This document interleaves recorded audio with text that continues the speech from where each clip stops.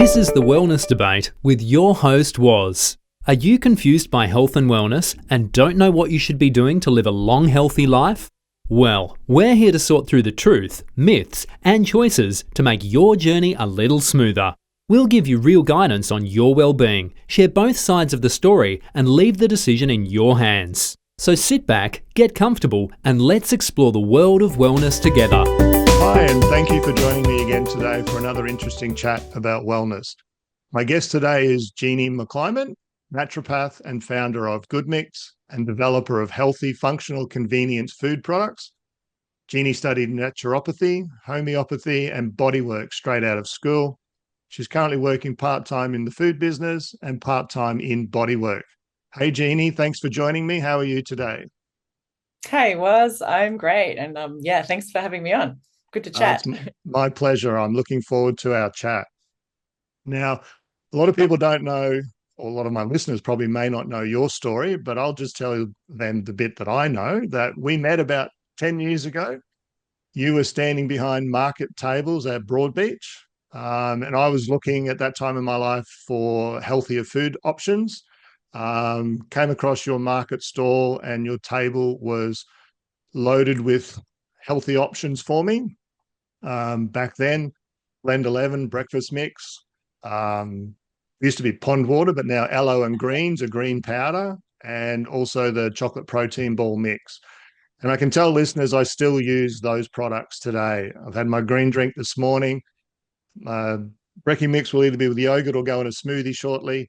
Cut back on the protein ball mix though, because I can't stop at just one or two. So I've got some self-control issues there. But for people who don't know, can you tell me how and why you started developing the products that you've got at Good Mix? Yeah, okay. So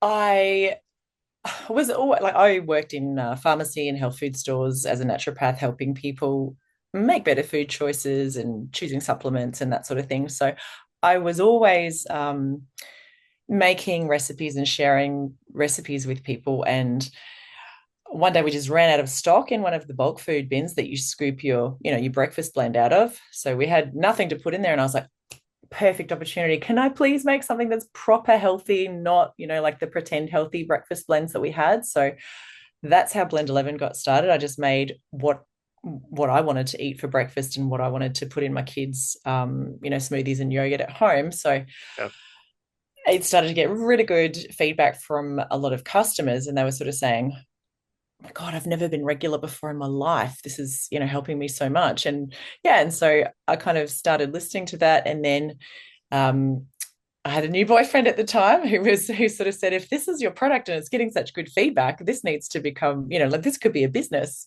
So I wasn't keen to start a business, but loved markets. We took it to the markets in a plastic bag with a rubber band, no label, no name, no nothing to start with. So no idea about business. But the product just kind of went really well. And then we learned how to do things as we went along, and developed other products just from recipes that I had, or, ideas for like the greens powder. It was like, how do I make a better greens than what's out there? So just adding something else, the aloe vera. So I guess the products and the company came from just solutions that were made for me that I needed in my life, because I'm a chocoholic too. Like, I'm a bit of a sweet tooth, and I was like, oh, how do I make something that I can have for my treat?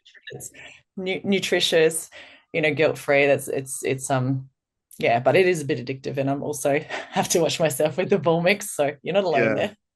Yeah. Otherwise, it's kind of like having too much of it defeats the purpose of. I mean, it's a healthy choice, but you can still eat too much of healthy products. I mean, 100%, that's something I learned. I thought, oh, well, protein ball mix, healthy ingredients, it's good for me. And when I needed something, I'll have some. When I need something else, I'll have some. And then before you know it, I've eaten, well, there was a tray of, I usually make a slice. So there was a tray of chocolate slices just a day or two ago, and now it's gone. Oh, and I've existed for a day or two on chocolate slice, predominantly my diet. So that's the danger. I'm definitely vulnerable to that too. Very addictive. So from those early days in markets, as you say, plastic bags and rubber bands, I certainly remember those. How have you seen the business grow to where it's at today? Oh man, so yeah, where it's at today. Thankfully, I no longer have to do any rubber banding. We have a Yeah, warehouse and a team who does the production beautifully, and I don't have to think about it. They've got it all down pat, nailed. Um, yeah, I mean, I still do markets. I love doing markets, but the business has grown to the point where it's yeah, like it's a proper business, not just a hippie market store business. yeah, We've got yeah, distribution throughout Australia. We've got a lot of like a lot of health food stores, more holistic pharmacies, a lot of shops where you can buy the products, yeah, and also the website is obviously people order a lot online as well. So everything is kind of set up, and it's really starting to yeah, it's like a proper business now, and it's kind of it's crazy. When I look back how we started, it's actually really yeah, yeah, it was quite a journey. So yeah, you've been a big part of that journey too. So yeah, yeah. you remember. I used to love doing the markets. I wasn't keen on the early starts, but as you alluded to before, people giving you feedback about, never been that regular before. I mean, I will mention that the tagline is best poos guaranteed. And I certainly found that talking to customers when I did the market for you as well. And that, you get those good news stories that someone tries a sample, they buy a small pack and they give it a go. And then the next week at the market, they've come back and they've said, "Oh, I've finished my small pack you gave me last week, and I've never felt better. I go to the toilet every day." And as much as some people kind of think, "Oh, talking poo with people," but it's kind of the gut health which then leads to the poo. But yeah, the one I had the most, a guy told me it had been 8 days since he'd been to the toilet to do a poo. Now you've probably got wonderful stories as well, but that blew me away. 8 days. And I had other customers who would just come back before they'd finished a bag because they had to have it every day because that's what worked for them. And I love those stories at the markets. I do miss the conversations. I don't miss the early mornings, but I do miss the people that we got to talk to. So do you have any just little quick stories of customers that kind of stand out about what it did for them with their gut and basically Oh poo as well? I mean, yes, pick one of your favorites. so many stories. Yeah, God, individual story. There's just so many individual stories. They kind of blur into one. I'm going to say that uh, the stories that I guess I'm going to kind of blend a lot of the individual stories into the one Yeah, story, which that's cool. is the most common, I guess, human that we get who's just going, oh my God, this has changed my life. Thank you so much. Is, yeah, females, my age, like 45 plus, going through that whole perimenopausal hormonal shift. That seems to be our customer who just, all of our digestive function, metabolic function changes with those hormonal shifts. And yeah, that is the customer that we just get so many coming back and saying, oh my God, this has changed my life. I've had problems since of going through the hormonal changes. Everything's gone to Yeah, shit. Oh, I swear, sorry. Yeah, so that is the customer who, but I mean, there's so many. I mean, there's like, a lot of elderly people people who've had problems for their whole, life, 50 years. I've had people say, I've had problems for 50 years. Yeah, this was a gentleman, elderly gentleman who, yeah, bought from Brad and had problems for 50 years with his bowel. And this had helped him. He couldn't believe it. So, yeah, yeah. just Because I guess, heartwarming.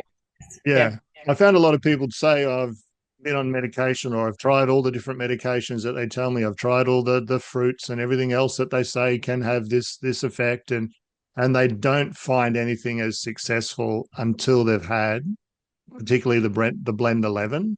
Yeah. Um, so I guess with the ingredients and everything in there, and yeah, it's just so good for the gut, which we'll talk about gut health in a moment as well. But just things for those people who are looking for low FODMAP. Obviously, the product is that it's been tested by Monash, so it's not just, I guess, for I just don't want the listeners to think, oh, I'm not a woman and I'm not perimenopause. There are so many people who have tried everything, but the funny thing I used to find is they think it's normal to go to the to do a poo every 2 or 3 days. Well, that's just how I've been for years. It's like, yeah, no, that's not normal. You should Yeah. be every day at least once. And some people even suggest basically 20 or 30 minutes after eating, your body should be getting rid of it again. And I think, oh, 3 times a day, that's probably a bit much. But yeah, it's just incredible how so many people think every second or third day is just what it's meant to be when it's not. It's Yeah. incredible. Yeah. It's look, man, I've spoken to people who once every 2 weeks they'll go to the bathroom. That's Yeah, before blend. Yeah, it's crazy. that's The the level of dysfunction. Yeah. yeah, it's ridiculous. Now, follow your information on the website about the products, and you recently posted a blog about, I'll get the name right here, 5 gut health myths busted. So do you want to just run through one or two of those that, again, we just talked about, misconception or people being misunderstood about their gut, but just one or two that you touched on in that article, if you can just explain some of those. Oh, okay. Just remind me of that article. So that there's I guess probably the myth that I think, most people think, oh, if I'm going to the toilet regularly, that means my gut is normal and healthy.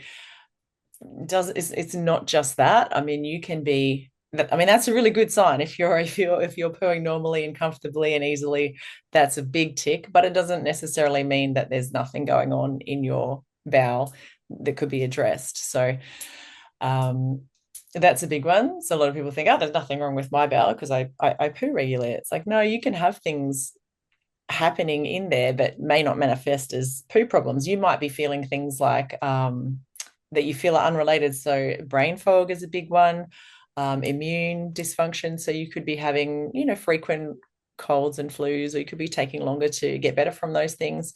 Yeah. Um, yeah, like your immune system could be really struggling with inflammation and reactivity because of what's happening in the gut, but yet you're still pooing normally. So yeah, that's a misconception, definitely, that just because you're pooing normally and healthily, that your gut's fine. So there can be Yeah. stuff going without any overt poo problems. Yeah. Okay.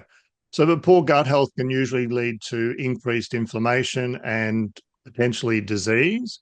I mean, are these interrelated? Obviously, there's a lot of research out there that I'm reading all the time about the gut microbiome and what we put in there and how that plays, with the vagus nerve and, as you mentioned, the brain fog and disease and everything else and inflammation. So what's been your experience with, these sorts of things? And obviously you created products for a reason, but dealing with inflammation or disease, and I guess expand a little bit more on just what you alluded to there.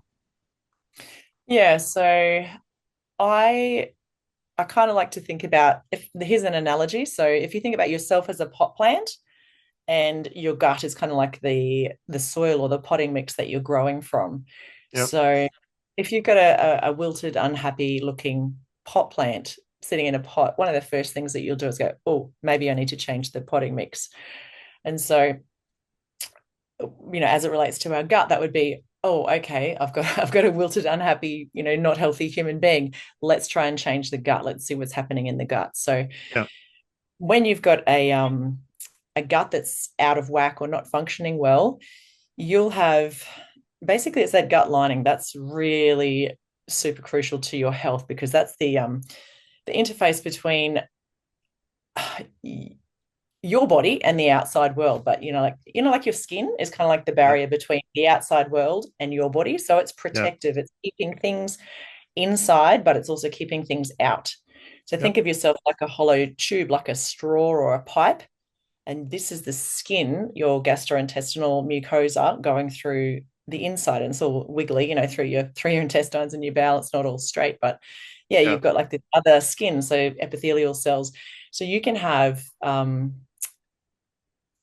that barrier functioning really well to keep things contained inside that are supposed to stay inside your gut, or you can have it leaky, like too leaky. It's supposed to be a little bit leaky to let things out into the bloodstream. But if it's too leaky, then you'll get larger pieces going into the bloodstream, setting off your immune system. And then your immune system is constantly, trigger happy, reacting to everything. So you'll have this, inflammatory chemicals and inflammatory processes happening, which just puts a massive stress drain on the body that doesn't need to be there. So if you can do something that helps to calm that gut lining down and make it less leaky and more robust and more functional, then you can decrease systemic inflammation. And so what do we do to help that gut lining? We alter the microbiome to produce different chemicals. So when you are eating different foods, that's going to cause different microbes in your bowel to flourish or to perish, basically. So you can influence your gut microbiome a lot by the food choices that you have. And I guess one of the best things you can have your gut microbiome generating is butyrate. So butyrate is a short chain fatty acid. So it just gets produced by a certain gut microbial balance. And butyrate is a beautiful thing to help heal and seal the gut linings. That's one of the main fuel sources for all of the colonocytes, the cells that line our colon. So if we can heal and seal and make that gut barrier more healthy, robust, and functional, then you decrease that systemic inflammation, which comes from things leaking out that shouldn't be. So So for me, it's like, okay, so let's change the potting mix. So let's change that gut environment. So you can then get better, the body's going to be better nourished and it's going to be less toxic load. So your bowel can either be a generator of anti-inflammatory health-giving substances for you, or it can be, this generator of toxic, inflammatory, health-damaging substances for you. So, the bowel is one of those big health levers that you can pull to influence someone's health, I think. Yeah. So you can obviously, as you said, by the food you eat, you can change the balance in what's in the microbiome itself. And it's just, there's been so much research, but it even goes back, as you would know, to our father of medicine, Hippocrates, who said health starts in the gut. So he knew that so many years ago, but it only seems to be 10, 15 years that now we've been, maybe longer, but as far as mainstream getting the message out, hearing that, your microbiome plays a big part, and by changing some foods going in helps the different bacteria or the flora grow, which are the good ones, which then can overtake the bad ones to reduce the inflammations and everything else. And it's just through food without using medication. So the research is continuing, as you would probably know, being an interest of you, or an interest for you. But it's just amazing that, the next bit of research will say, this is what we've discovered. And just by doing this little thing, it increases this flora, bacteria in your gut, which has this impact. And it's just incredible. So much so with my interest, I've just sent my poo away to be tested. And I've got a chat shortly with a microbiome guru on the sunny coast. So we'll see what's going on in my gut. And just, even though I try to do the right thing, medications that I've had previously with my health journey and medications that I'm currently taking, I want to know what impact that's having on my gut and what we can do about that. So part of my own journey is trying to do the right things, but I need to understand more about, what's happening inside my gut as well. So that's for me, and another chat one day we'll get really right into poo with Dr. Leach. So I can't wait to hear the results of your poo review. Neither can I. So now, I know you mentioned at the very beginning you did some body work and some fascia work and everything else. Do you want to just touch briefly on that? Because that's, as I said before we came on air, that's probably a conversation for a whole episode. But just the fascia and how it can impact on either the body or the gut, if people don't, understand really what that is. Just briefly what you've got for that. I guess so. I get fascinated by areas of health that are just early stages of research, or like there's a lot of research coming up, like, the microbiome sort of 12, 13 years ago, it was just starting to just get this amazing huge explosion of new research into the microbiome. And I was like, wow, that's fascinating. Teach me everything. And that is how I kind of got into the fascial system. I had an injury, went to see someone, and I was like, what is he talking about? What's this fascial system? I don't know about this. I wasn't taught about this. Naturopath school, what is it? So I went home and I researched and I just went, oh my goodness, this system affects every single system. So yeah, Yeah. that's my latest, my other fascination. So the gut obviously Yeah. is huge for me, and also the fascial system. So they're both very big levers, I think, that we can adjust to impact people's health. And yeah, a lot of people have no idea what the fascial system is, including most medical professionals, most naturopaths. It's just still very early stages.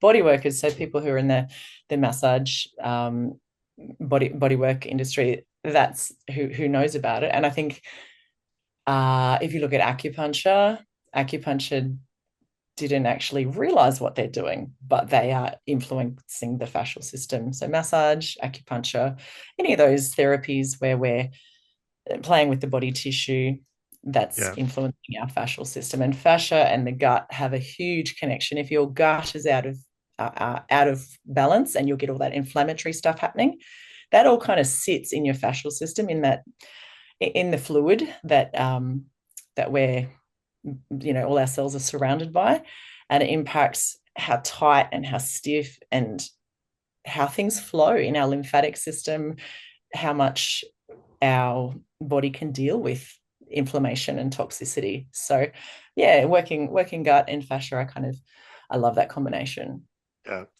Mm. For those that may not know, my limited knowledge is the fascia is kind of what surrounds all of our muscles and tissues, and you mentioned the cells as well. So is that basically what it is in a very loose definition? That's what it is. It covers the muscles and the tissues. Like, It's actually, yeah, we used to think it was just all I knew about it was your joints, your ligaments, your tendons, yeah, your all of the connective tissue. And that's how I thought about it. I was like, oh, yeah, that doesn't really have a lot to do with anything other than, if you sprain your ankle, it takes a long time to heal because connective tissue doesn't have a lot of blood supply. So that's basically yeah. what I was taught. But no, your fascial system is basically, if you think about, it's one big piece, one three-dimensional, kind of like a sponge full of um, gelatinous kind of moisture. Yeah. If you get like a spider web, three-dimensional fabric web, and it doesn't just coat our muscles, it's basically, it supports all of our digestive organs. So your digestive organs are all held in place and influenced by your fascial system's tone. Your Okay. stress levels will influence your fascial system. So when we're stressed, we get contracted Yeah. and we get stiffened. When we don't move enough, the whole thing gets stiff, and the fluid, instead of everything gliding and sliding, it becomes sticky and gluey. Nothing can flow properly, so you can't get good oxygenation to all of your cells. You can't get good drainage, lymphatic fluid. So everything just kind of grinds to a bit of a halt when your fascial Yeah. system is not in Okay. a good way. Yeah, and Yeah. your gut and your fascial system kind of support each other, and yeah, can Yeah. have negative and positive impacts on each other. It's Yeah. bi-directional. All right. Cool. Fantastic. And as I said, that'll be a chat for another day because Yeah. as you say, I know basic, and obviously there's so much more. And I'm sure a lot of our listeners, unless they're into that like you, then they probably wouldn't understand what it is either. So Hmm. we'll certainly plan that for the future. So, Jeanie, with my health journey, I'm finding there's lots of confusing information. It talks about medication. Should I be on statins? Should I not be?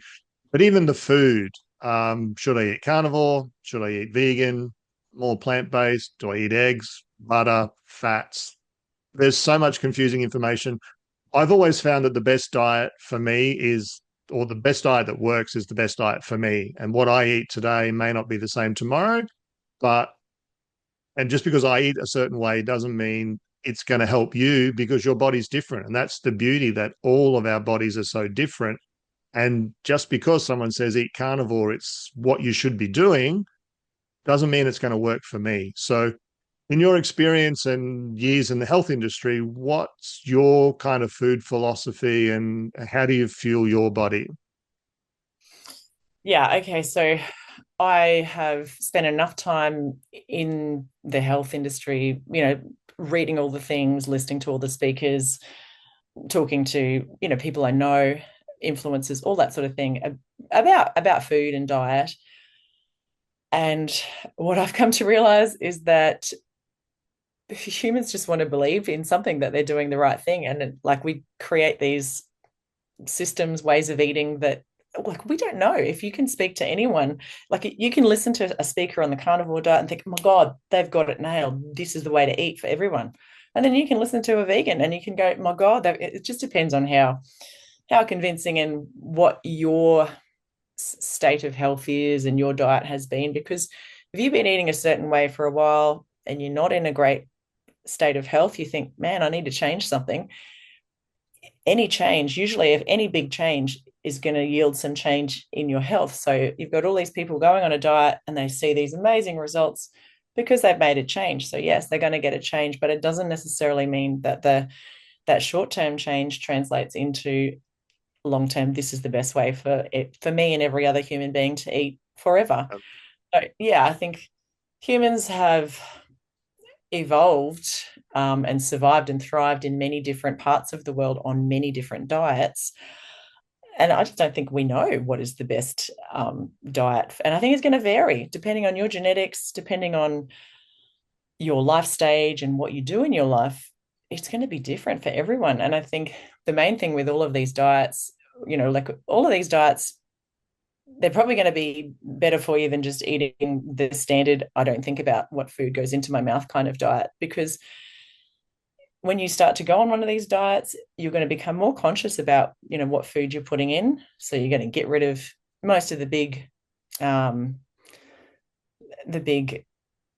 culprits, so the ultra processed food, the sugar, the refined carbs, all of the things that, like, we pretty much know, just get rid of those and you're going to improve someone's health.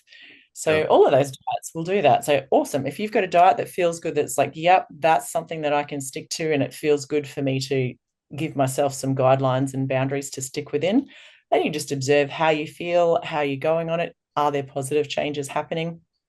If there are, cool, stick to that diet for a while, but remain open to, that possibly may not always be the best diet for you. Things can change. Yeah. So most people who go on these, super strict diets will eventually go off them and soften their approach. And I think usually that's to have a soft approach, is not too strict and not too, But yeah, to realize that we live in an environment full of just garbage food choices that, food that shouldn't even be classified as food. So that is the tricky thing for us to navigate through. All right. So with the food people, I like to ask one question: that if you invited me over for dinner, what would we sit down to?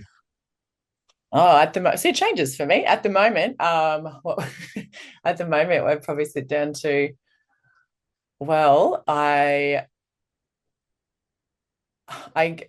been getting my butcher to put some liver through my grass-fed mince at the moment, so I don't have to look at it, do it. So he will do that for me. So I'll have some mince with the liver through it, because that's super nutrient dense. I get grass-fed and finished, and then but it's got a heap of organic veggies and things through it as well. So I mean, I'm at this point in my life, I'm kind of going, I can see the benefits of plants, and I can see the benefits of, the nutrient dense animal products.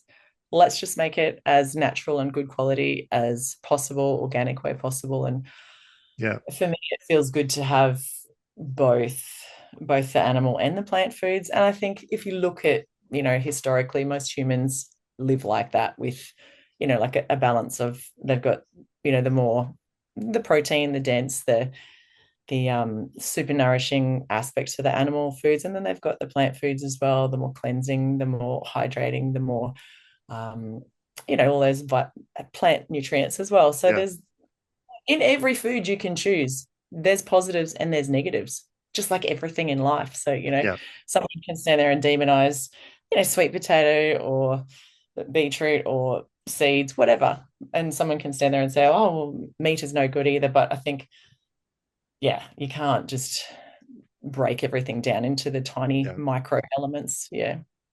All right. We'll get my people to talk to your people to clear a date for a diary, and we'll have dinner. Now, getting towards the end here, but if people are listening today and thinking maybe they want to make some changes or should start taking a bit more interest in their gut, any practical tips that you can maybe offer, where to start, what they should either look at for themselves? Yeah, well, it depends where you're starting from. So I guess if I'm talking to someone who's not gone down the health journey at all, number one would be just get rid of all your processed foods. So stop drinking the soft drink, get rid of the alcohol, eat food that is like it would have been, as close as what it could be to about 3 generations ago. So you've got, just your food that's natural, not processed food. So things that grow in the ground or things that can get raised by, like a farmer, that sort of thing. So your meat, your fish, your fruit, your vegetables, your nuts, your seeds, all that sort of stuff. Things that are, natural foods that are recognizable by our digestive system, that are recognizable by our body, that don't have all the chemicals and all of the things that the food industry loves to put in food to make it last on the shelf, basically. So that would be number one. Number two would be stress. So my God, stress has such a huge impact on our digestive system. So your gut health, doesn't matter what you're eating, if you're super stressed, your gut just can't work properly. If you're in that fight or flight mode all the time, you are not spending enough time in rest and digest. So stress is huge. You got to manage that. Movement. Our digestive system relies on movement. So if you're sedentary, sitting behind a desk all day and you're not exercising, you're going to have gut problems for sure.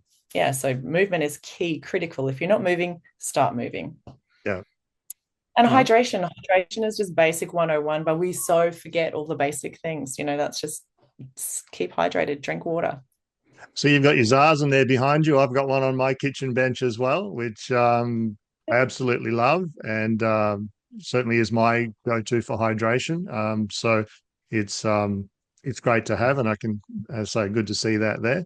Jeanie, it's been a great pleasure to have you here chatting with us today. I've learnt some more, and every time I talk to you, there's always something new to learn. If our listeners have found something that resonates with them, or they want to try different ways of doing things, how can they find out more about you or Good Mix and what you're doing? Where can they find you on the socials? So goodmix.com.au is the website.